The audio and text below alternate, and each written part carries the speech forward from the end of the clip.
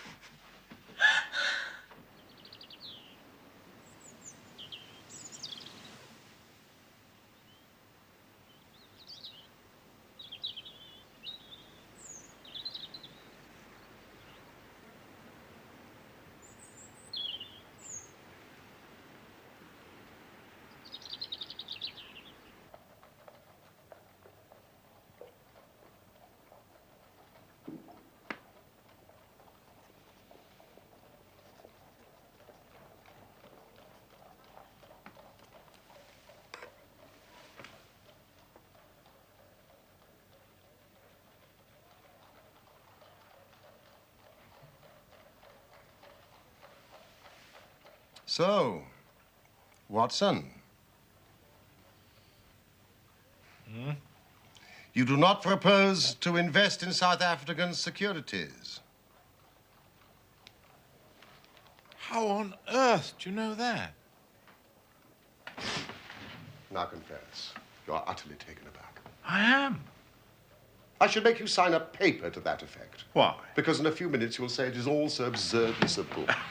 I should say nothing of the kind. You see, my dear Watson, it is not really difficult to construct a series of inferences, each dependent upon its predecessor and each simple in itself. If after doing so one simply knocks out the central inferences and presents one's audience with the starting point and the conclusion, one may produce a startling, though possibly a meretricious effect.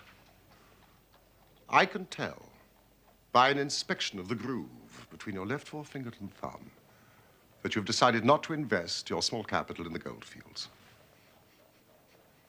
I can see no connection. Very likely not. But I can quickly give you a close connection. Here are the missing links in the very simple chain. You had chalk between your forefinger and thumb when you returned from the club last night. You put chalk there when you play billiards to ease the cue. You never play billiards except with Thurston. Now, Thurston, you told me 4 weeks ago, had an option on some South African security which expired in a month and which he desired you to share with him. Your checkbook is locked in my drawer, and you have not asked for the key, so you do not propose to invest your money in that manner. How absurdly simple. Quite so. Every problem is absurdly simple when it is explained to you. Pum, pum, pum, pum. Holmes, why are you so cheerful? You're unemployed, you have no case to solve. Now, normally that produces black moods and the infernal lethargy of the cocaine bottle. You have not used the logical principles which I constantly expound.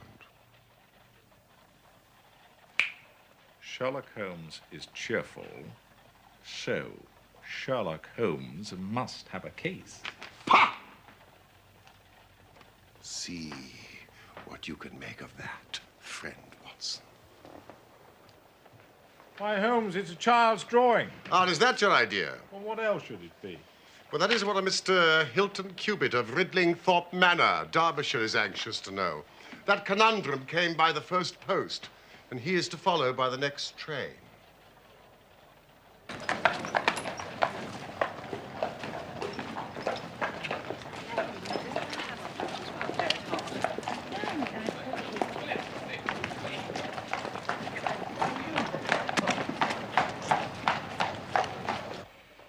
Hilton Cubitt. No, I have already looked him up, Watson. His family has owned land in Derbyshire for over 500 years, so I presume that Mr. Cubitt is as respectable as he is worthy. With a fresh face, an open countenance, and wearing a brown bowler hat. Oh, no, you cannot possibly know that. Really, Holmes?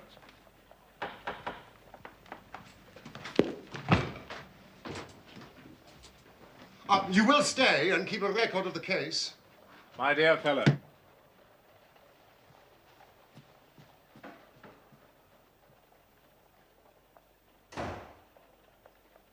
Thank you, Mrs. Hudson. This way, Mr. Cubitt. Mr. Sherlock Holmes.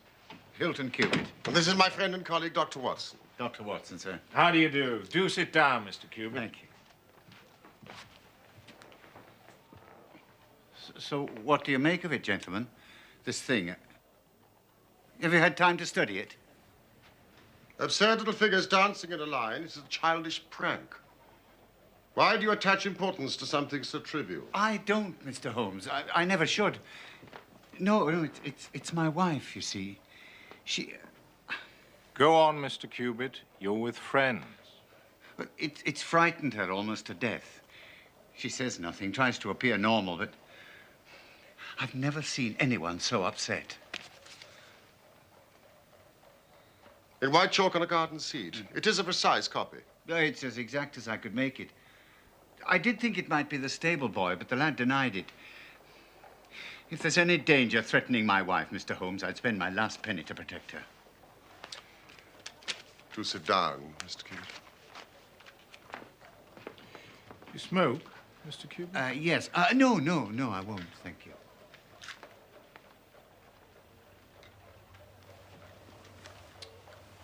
Tell us about your wife, Mr. Cubitt. Well, I've always lived in Derbyshire, Ridlingthorpe Manor near Matlock. I was a bachelor and thought I'd remain one until 3 years ago I came down to London on a visit. It's a rare thing for me, but, well, I had a mind to see the Queen's Golden Jubilee. I put up at a boarding house in Russell Square because Parker, he's the vicar of our parish, he was staying there. There was also a young American lady staying there. Patrick was her name, Elsie Patrick. Well, we were both alone and we became friends. Did the sights and that. At your expense? Well, certainly not. Are you suggesting... No, he's not, Mr. Cubitt, not at all. Was this Miss Elsie Patrick in London merely for the Jubilee? No. She'd been here some time. She'd tired of America, traveled about, and finally settled in England. Well, not to make a labor of it, before my holiday was over, I was as much in love as any man ever has been. To my surprise and joy, she reciprocated my feelings, and we were married. Excellent. Quietly, in a register office. You think I'm mad, Mr. Holmes, taking a wife in such a fashion, knowing nothing about her, or... Explain, Mr. Cubitt, and come to the point. Oh, yes. In fact, it was on the very day of our marriage. Nothing could have made me unhappy. Nothing on that day. But now I look back, it was odd. Elsie? There's something I have to say to you, Hilton. We don't want to be late, my dear. I've put it off till now, but I must still give you the chance to change your mind. Elsie.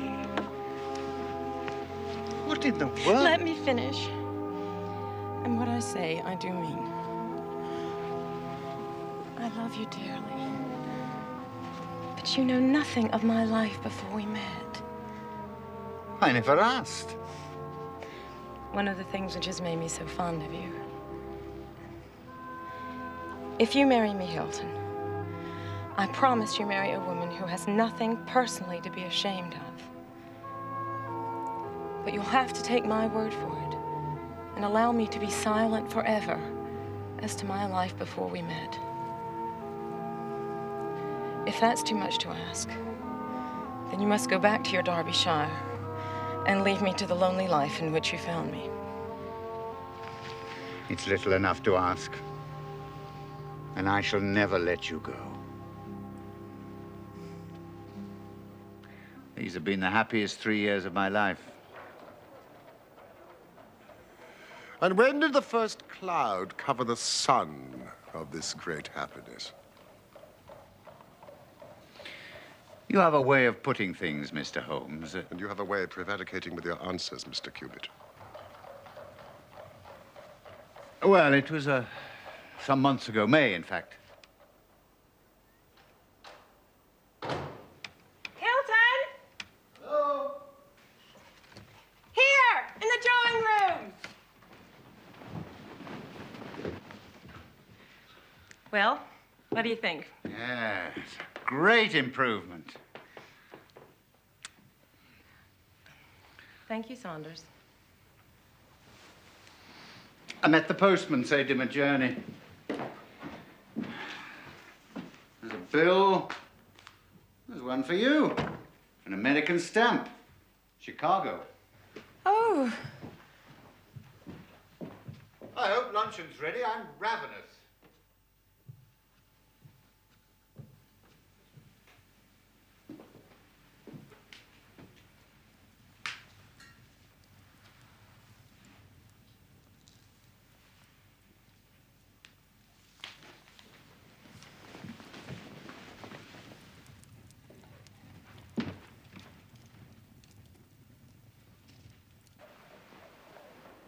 She burned the letter unopened. Yes. I don't know why. Of course you don't. America's her past, and the subject of a solemn promise. Yes, but she's not had an easy hour from that moment. If only she'd trust me. Now, I have every faith in her. You must believe that. Whatever there was in her past, I'm sure it's no fault of hers. And the dancing men. Oh, yeah. Well, I thought she was getting over the letter, and then these drawings appeared. I mean, it's just a childish scrawl, but it made everything worse than before. Well, I couldn't just leave it. And it wasn't the sort of thing I could take to the police, for they would have laughed at me. So I've come to you. Don't you think, Mr. Cubitt, that your best plan would be to make a direct appeal to your wife and ask her to share her secret with you? A promise is a promise, Mr. Holmes. If Elsie wishes to tell me, then she will. But I have no right to force her confidence. However, I do feel entitled to take my own line, and I will.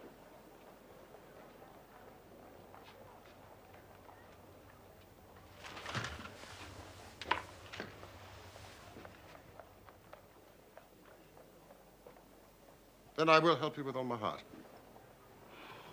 Have you seen or heard of any strangers in the neighborhood? No, I haven't. Some of the farmers take in lodgers, but I've not heard of any lately.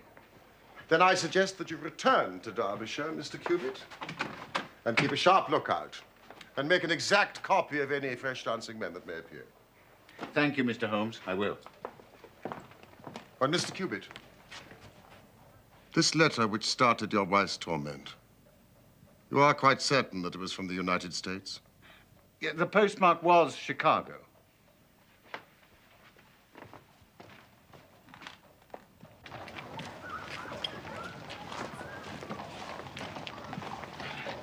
Goodbye. And don't worry.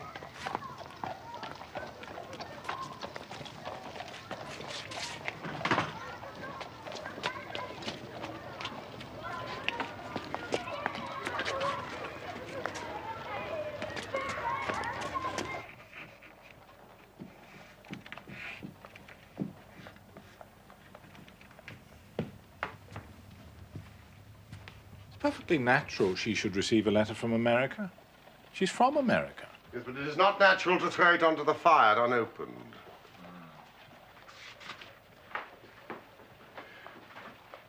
beginning to look like semaphore. You have read my monograph on secret ciphers? Some of it. I found it rather heavy going. It evidently has a meaning. If it is purely arbitrary, it may be impossible to solve. However, if it is systematic, we should be able to get to the bottom of it. But we need more messages, and preferably long ones. Well, I doubt if Hilton Cubitt would agree with that.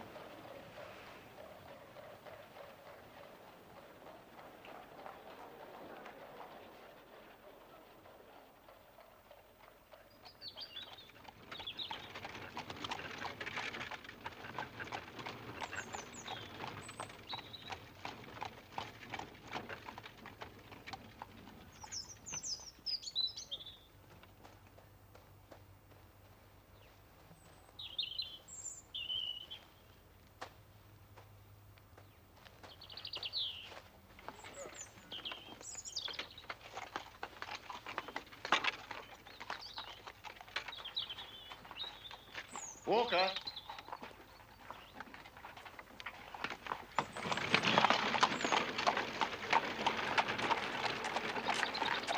You know anything about this? No, sir. I've not been round the front all day. Has Mrs. Cubitt been out here? I've no way of knowing. Have I? Sir. When I've done this, I want you to wash it off and tell no one about it, and then come to me. I shall have an urgent letter for you to post.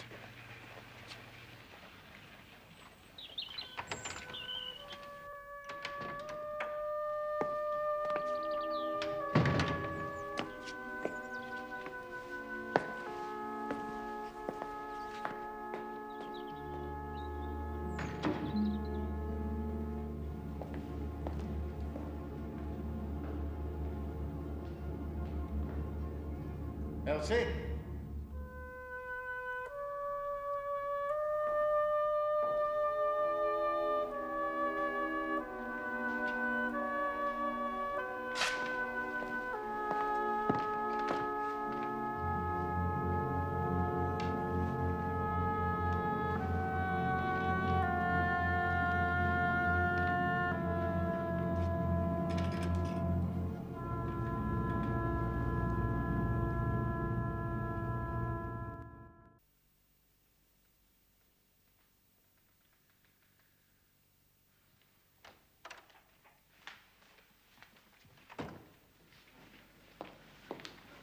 Elsie?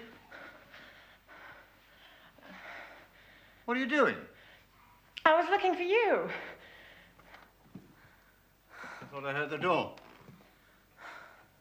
Have you been out today? Out of the house?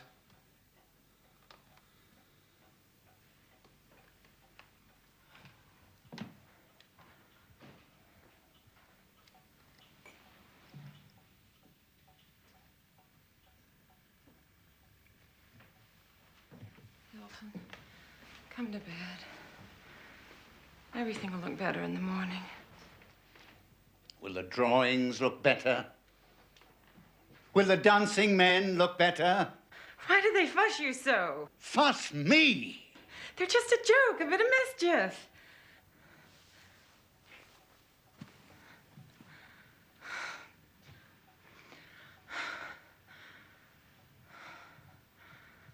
The moon's high. Where I come from, they say a moon like that drives you crazy.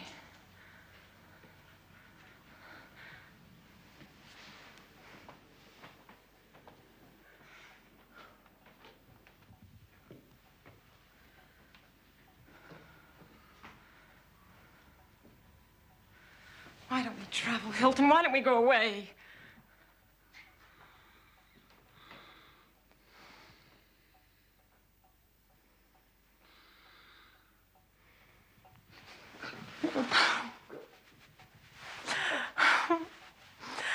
I love this place as much as I love you. Hilton.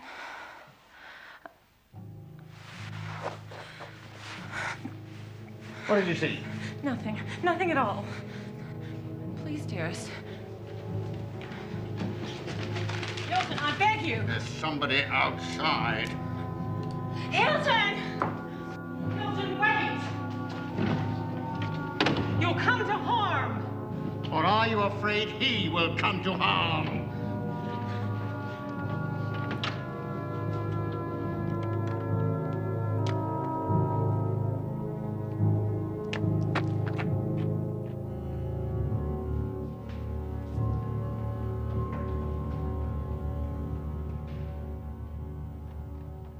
These two are identical. Oh, yes. Well, had that one washed off, then it must have reappeared. You know, it's a pity you didn't get a closer look at this chap. If only she hadn't tried to stop me. I've never been angry with her before. But she knew who was out there, of that I'm sure. And she knows what these figures mean. Was this a mere addition to this? Or did it appear to be entirely separate? It was on a separate panel of the door.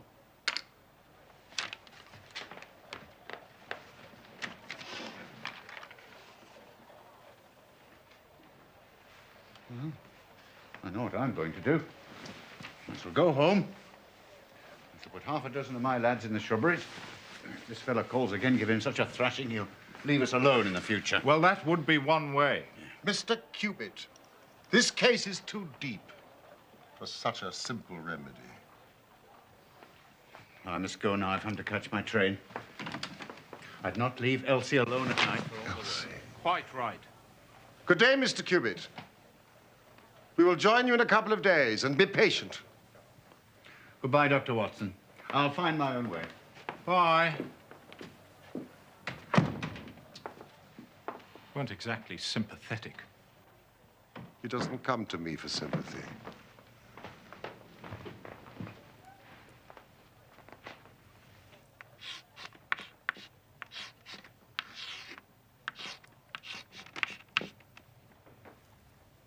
It is a considerable challenge.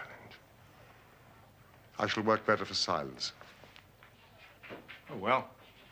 I dare say I can find something quiet to do.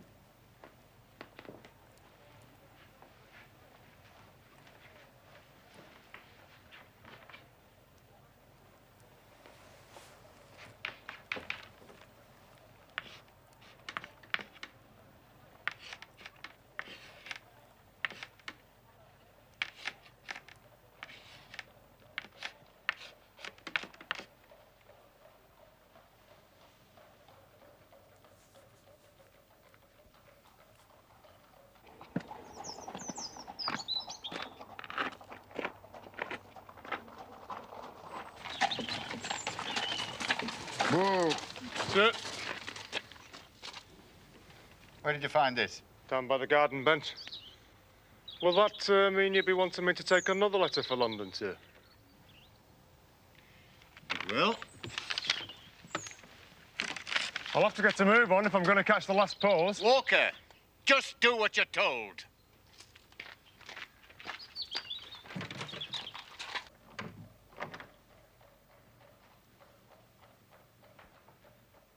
Yes, Watson? Thought you might like the Times, Holmes.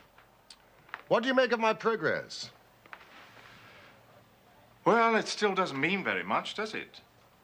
Quite enough for me to send a telegram to the United States. What on earth does that mean? Abbas Lane.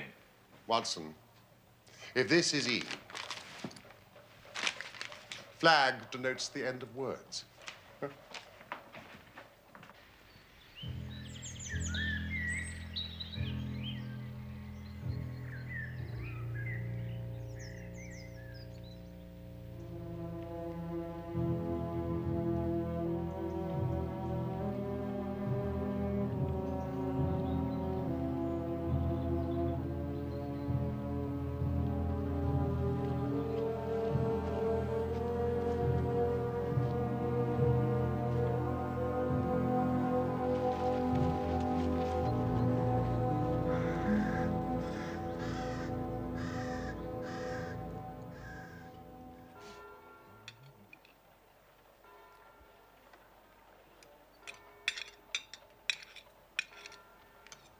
Oh. This grouse is superb. Mrs. Hudson has really surpassed herself this time. What time is the last train to Matlock? I'm afraid we've missed it. Holmes, I do wish you would try and eat a bite. I just need an answer to my telegram from America, and the story is complete.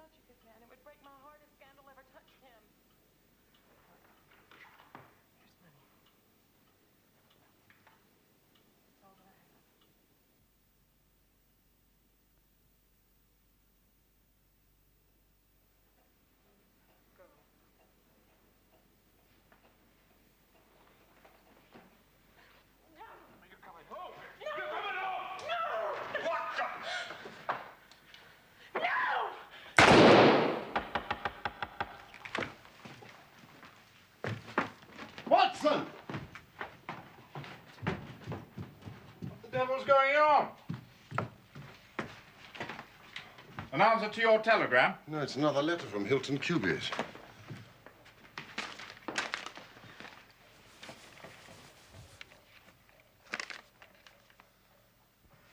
Elsie.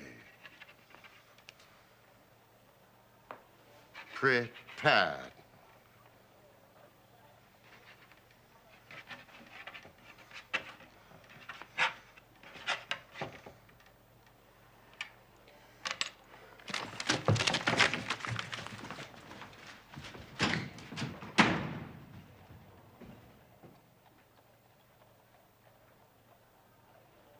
Mr. Holmes, sir. Thank you. It's from Wilson Hargreave of the Chicago Police Bureau. In reply to your inquiry, Abe Slaney is one of the most dangerous men in Chicago. Some Pancras. Come along, mate. Come along. There's a cab. Ridley Thorpe Manor, gentlemen. As fast as you can. How do you know?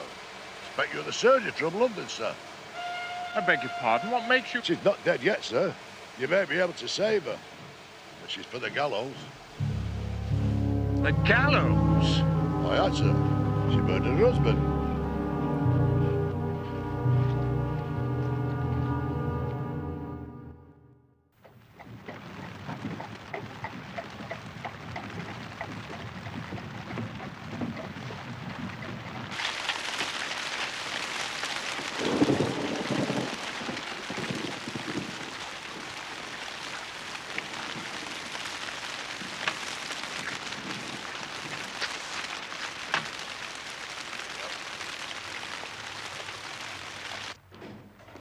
Inspector of Police and Doctor of Medicine, I perceive.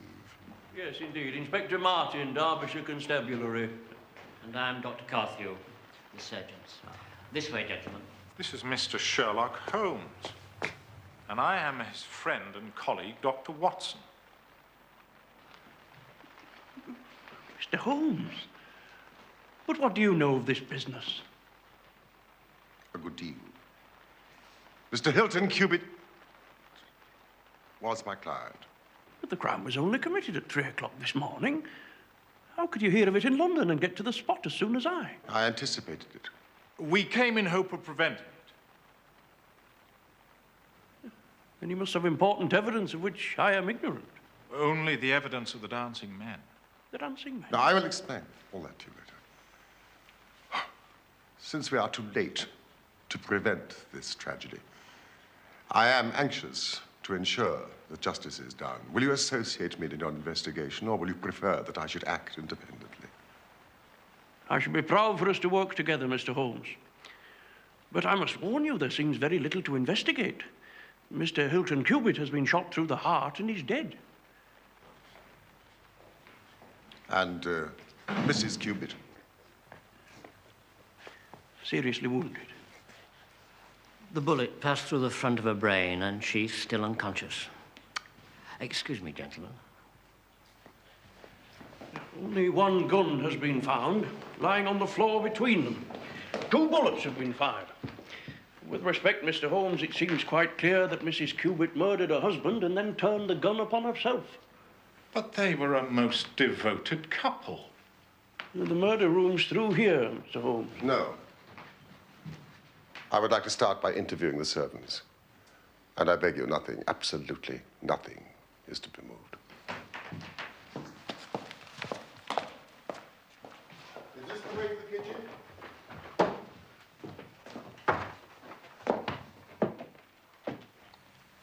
I should think it must have happened about 3 o'clock in the morning, sir. Where are your rooms? Up top, sir. The attics. I was awoke by this terrible bang. An explosion is the only word. Then about a minute later, there was another bang, only not so loud. What did you do? I came downstairs, sir, expecting to find Mr. Cubitt up and about chasing burglars and the house on fire. And the bedroom door was open. We looked in, but the bed was empty, so we came on down. The smoke and the smell were worse down here. Smell. Ah, you mean of the gunpowder? Suppose it was, sir, yes. Now, you say the smell was worse downstairs. Could you also smell gunpowder upstairs? Yes, sir.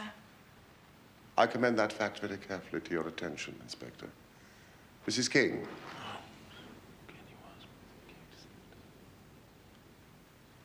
Would you like to sit down, Mrs. King?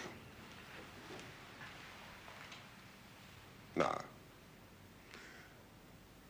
was the library door open when you reached it? Open, yes, sir. We could see the candle alight on the table, and so we came in. And then... Oh, as terrible a thing as ever I saw or ever feared to see. She was terribly wounded, sir.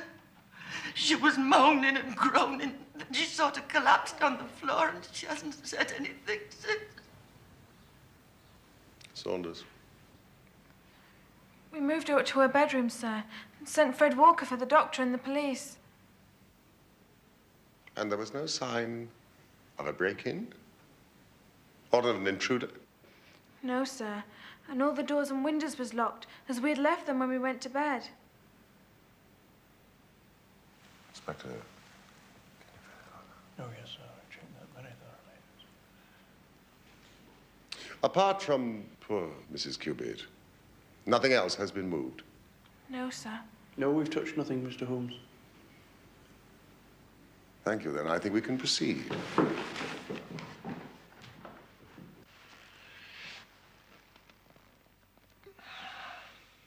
Almost instantaneous death, presumably.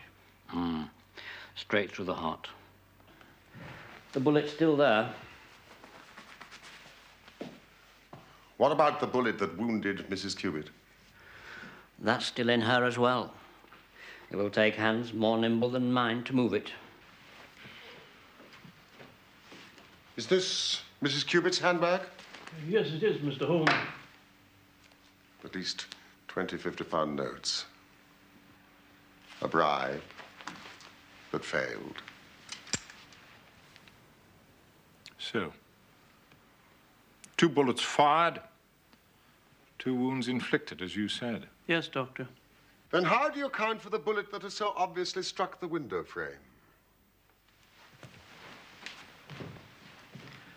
By George, however did you see that? Because, Dr. Carthew, I looked for it. Wonderful.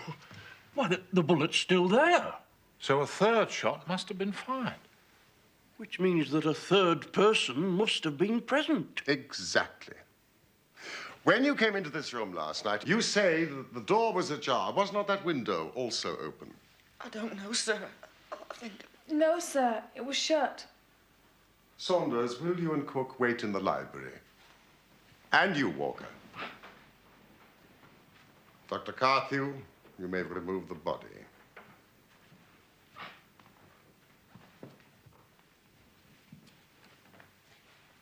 Now, it was Mrs. Cubitt herself who shut that window. If Saunders and the cook smelled smoke and gunpowder upstairs, then there must have been a strong through draft. Otherwise, it would not have spread so quickly through the house. We know that door was open. That window, too, must also have been open, but only for a short time.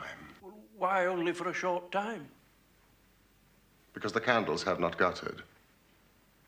There is no trail of wax. Wonderful. Wonderful. If the late Mr. Hilton Cubitt fired the bullet which pierced the window frame, he must have been aiming at someone who was standing either inside or just outside the window. Oh, thank you, Inspector. Which means that the bullet which killed Mr. Cubitt could have been fired by some... Inspector, your thoughts and mine agree entirely.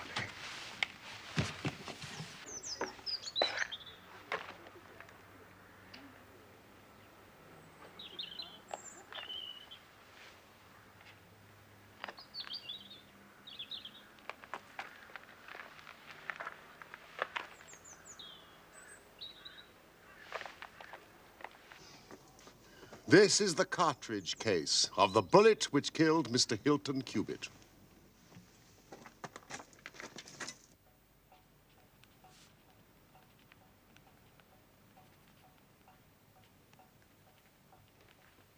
Holmes? If 3 shots were fired, why did Mrs. King and Saunders only hear 2 shots? They were telling the truth, but lied without realizing it. I'm not sure that I follow you.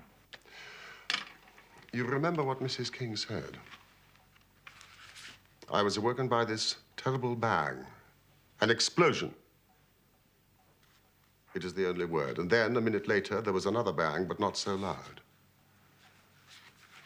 The first bang was 2 shots, fired almost simultaneously.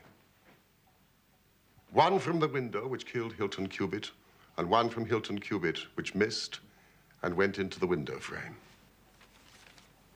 And the 3rd shot? The saddest of all, Mrs. Cubitt, self-administered in her despair. Now, do any of you know of an inn in the neighborhood called Elridge's?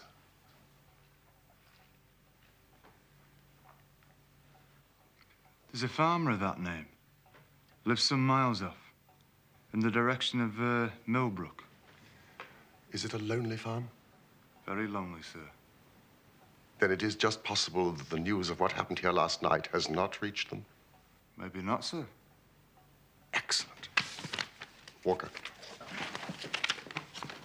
I want you to take this note to a Mr. Abe Slaney of Elridge's farm. Do not say that the note is from me.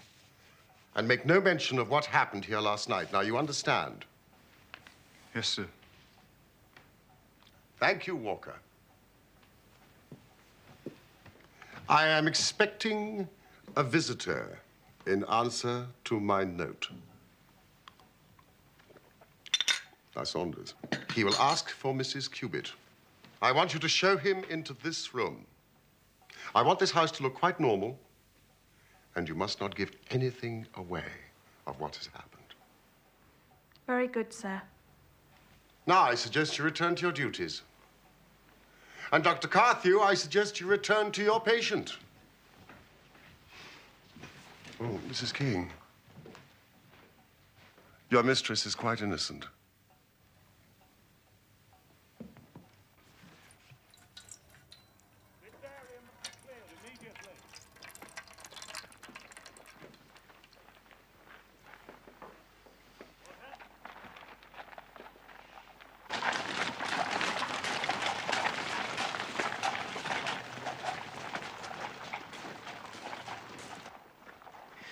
But how did you break the code? Well, you see, the rules which guide us in deciphering all secret writing depend on the fact that E is the most common letter in the English language. So you see, we were very fortunate that Mrs. Cubitt's name was Elsie, and that it featured in the second message, which gave us not only the E, but the L, the S, and the I. Now, next, it seemed likely to us that two of the messages were appeals of some sort to Mrs. Cubitt.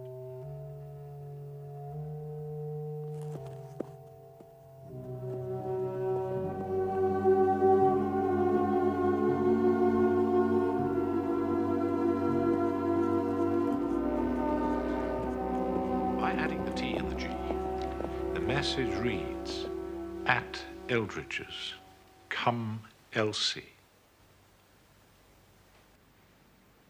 Well, if this Abe Slaney is indeed the murderer, we must make an immediate move to arrest him. Well, calm yourself, Inspector. I expect him here any moment. Yeah, but why should Slaney come here? Because I have written and asked him. But won't his suspicions be roused? Will he not try to escape? Saunders. Excuse me, sir. There's a gentleman approaching the house. Do you think he'd be armed? He's a fool if he's not.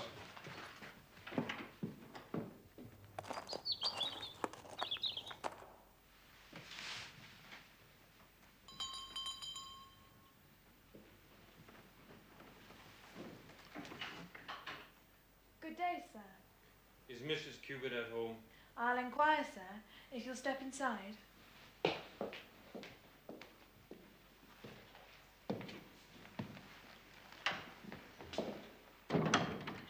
What name shall I say? Tell her it's an old friend. She's expecting me. If you'll wait in the library a moment.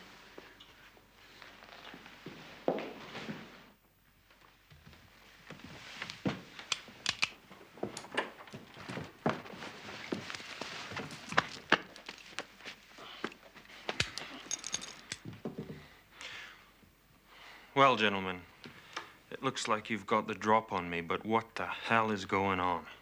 Abe Slaney, I believe. What if I am, and who are you anyway? My name would mean nothing to you, though I suspect that of Wilson Hargreave of the Chicago Police Department will. I see that it does. Mr. Slaney, you should know that Mrs. Elsie Cubitt is very seriously ill. I don't believe you.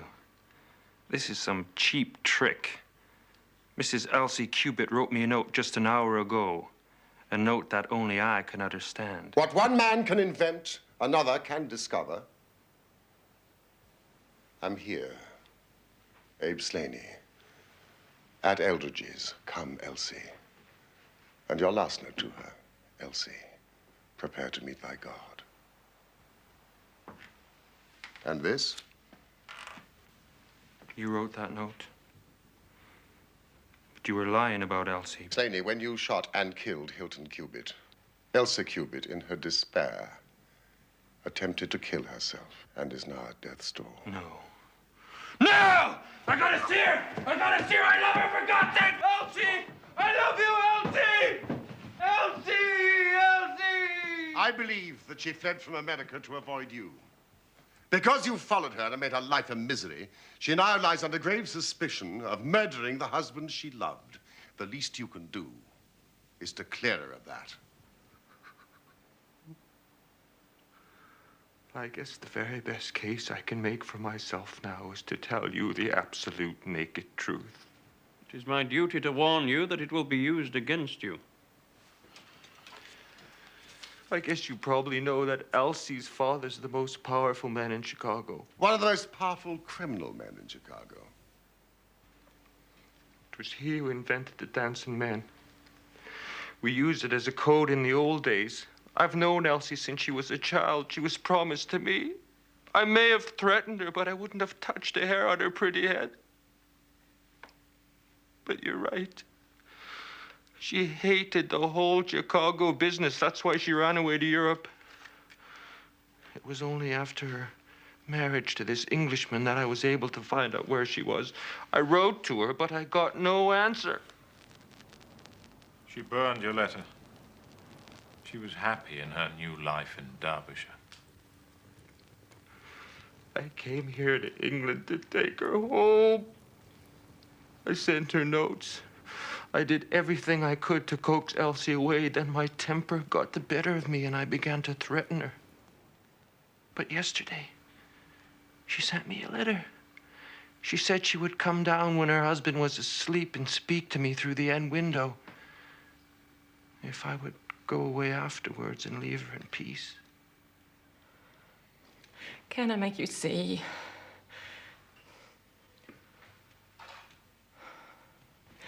I've never been so happy as I've been here with him. I love him. Abe, I want to stay, and I'm going to stay. But what about your friends in Chicago? What about your family? Friends, do you call them? Killers, robbers, extortionists? Some family. But you and I were engaged. I'm sorry, Abe. My father forced me into it. How can I be happy with you in that life? Please go away. Please. I beg you. You beg me? Yes. Hilton is such a good man. It would break my heart if scandal ever touched him. Here's money. It's all that I have. Now, please go away.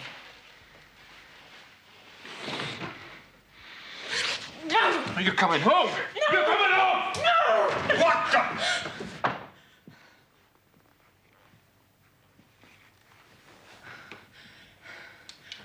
No!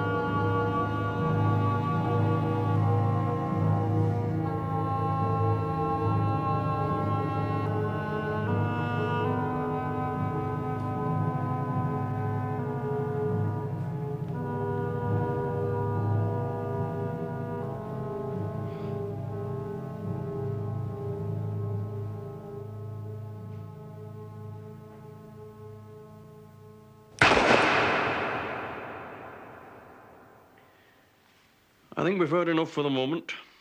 Come along. Can't I see her before I go? Nobody can see her. Even we have not been given that privilege.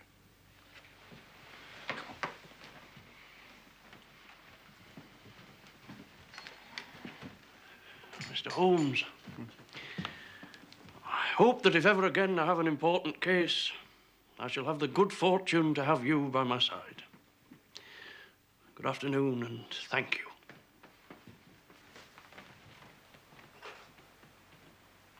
Holmes, what did you write in that note? See if you can read it.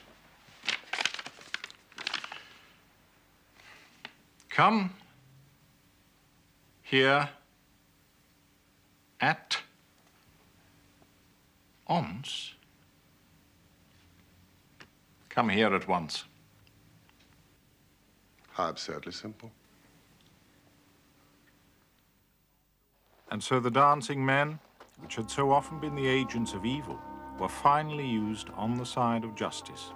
Abe Slaney was condemned to death at the Derby Assizes, but his sentence was changed to penal servitude in consideration of mitigating circumstances, in the certainty that Hilton Cubitt had fired the first shot. Mrs. Cubitt made a complete recovery and lives still at Ridlingthorpe Manor.